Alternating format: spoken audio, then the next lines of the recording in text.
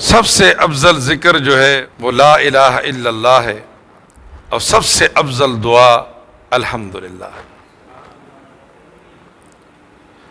کہ لا الہ کا ذکر کرتے رہیں، کلمہ طیبہ کا ذکر کرتے رہیں، اور الحمدللہ کہتے رہیں۔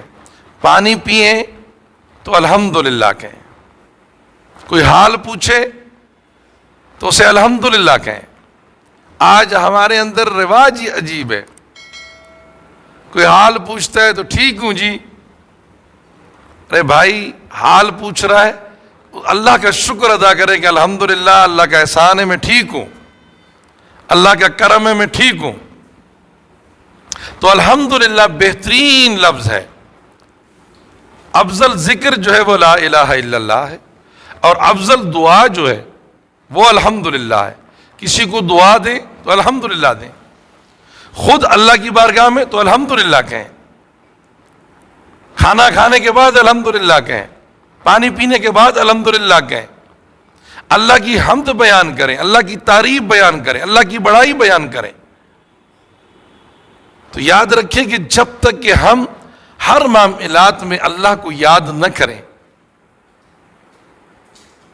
تو پھر ہم توقع یہ رکھیں ہم غیر کو یاد کر رہے ہیں، اللہ کو یاد کرنا چھوڑ دیا، اللہ کی یاد نہیں، اور اللہ ہمیں ہر وقت یاد کر رہا ہے، اللہ ہمیں ہر وقت یاد کر رہا ہے، لیکن ہم اللہ کو بھولے ہوئے ہیں۔ تو ہمیں یہ سوچنا چاہیے کہ جس رب نے ہمیں نعمتیں دی ہیں، ہمیں زندگی دی ہے، ہمیں سب کچھ دیا ہے، سب کچھ، اور اللہ تعالیٰ، ڈاکٹر اقبال کہتا ہے کہ آسمان و زمین، چاند اور سورج، تارے، سمندر، دریا، آبشار، چشمے، پانی، فلک، سارے آسمان اور زمین کے تارے، ستارے، زمین کی نعمتیں، سورج، یہ سرسب، یہ شاداب، یہ ثمرات، یہ پوری کائنات بزم جو ہے، بزم کائنات جو ہے وہ تیرے لیے سجائی گئی ہے، وہ تیرے لیے سجائی گئی ہے۔ آسمان بھی تیرے لیے، زمین بھی، عرش و فرش تیرے لیے، یہ پہاڑ تیرے لیے، یہ سب کچھ جو بھی نظر آ رہا ہے انسان، یہ تیرے لیے ہے۔ تو کب کہے گا کہ میں خدا تیرے لیے ہوں؟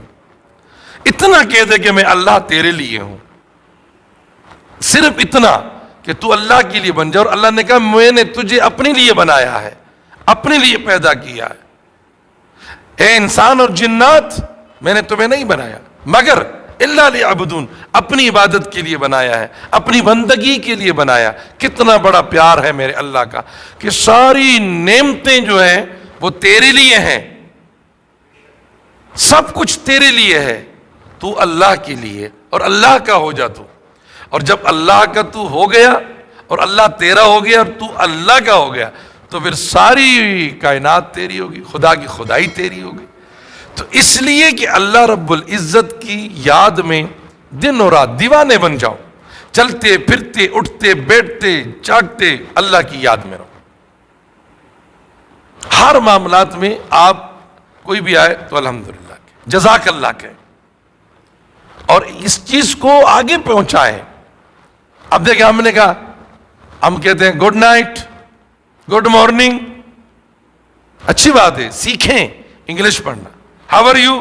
فائن، ٹھیک ہے، اچھی بات ہے، اینڈ یو، ٹھیک ہے، یہ ساری بات ہم سمجھتے ہیں، اچھی بات ہے، لیکن جو اسلام نے ہمیں طریقہ دیا ہے اس کو کیسے ہم اپنائیں کہ جو ہر جگہ، اب دیکھیں قبرستان میں آپ یہ نہیں کہہ سکتے good night, good bye, how are you, قبرستان میں نہیں کہہ سکتے۔ میت کے گھر میں چلے جائیں تو آپ گڈ مارننگ نہیں کہہ سکتے، ہاؤ آر یو نہیں کہہ سکتے۔ تو اس کے استعمال کا فائدہ کیا ہے؟ آپ سیکھیں، ضرورت ہو وہاں استعمال کریں، لیکن اسلام نے ہمیں ایک لفظ دیا کہ السلام علیکم، تو آپ قبرستان بھی جا رہے ہیں تو کہ السلام علیکم یا اہل القبور، تو آپ کو ثواب ملے گا، آپ کو اجر ملے گا۔ جس گھر میں میت بھی پڑی ہوگی اس گھر میں بھی آپ کے السلام علیکم، تو وہاں بھی آپ کو برا نہیں کہا جائے گا۔ تو اس لیے جو نبی کریم علیہ السلام کا جو طریقہ بتایا ہوا ہے، اسلام کا دیا ہوا طریقہ ہے، وہ ہر جگہ میں آپ استعمال کریں گے جائزہ، تو وہاں پر آپ پر کوئی قید و بند نہیں ہوگا، کوئی برا نہیں سمجھا جائے گا۔ لیکن اگر کسی گھر میں میت پڑی ہوئی ہے اور آپ چلے گئے اور آپ نے کہا، اور دوپہر کا ٹائم ہو یا رات کا ٹائم ہو، عشاء کے بعد میت پڑی ہوئی اور آپ کہا گڈ نائٹ، تو اس پر کیا گزرے گی کہ کمبخت تو نے کیا کہا، ہم پہ کیا گزر رہی ہے اور تو کیا کہنا چاہ رہا ہے۔ تو لہٰذا ایسے جملوں سے گریز کریں جو اسلام نے ہمیں جملے دیے ہیں، اسلام نے ہمیں طرز دیا ہے، ہمیں وہی سلام کو پہلاؤ تاکہ اس سے محبت قائم ہوگی۔ السلام علیکم، تم پر سلامی ہو، سلامتی ہو، وعلیکم السلام، اور تم پر بھی سلامتی ہو، تم نے اس کے لیے سلامتی کی دعا کی، اس نے تمہارے لیے سلامتی کی دعا کی۔ اللہ تعالی ہمیں سلام کرنے میں پہل توفیق عطا فرمائے کہ ہم سلام پہل کریں۔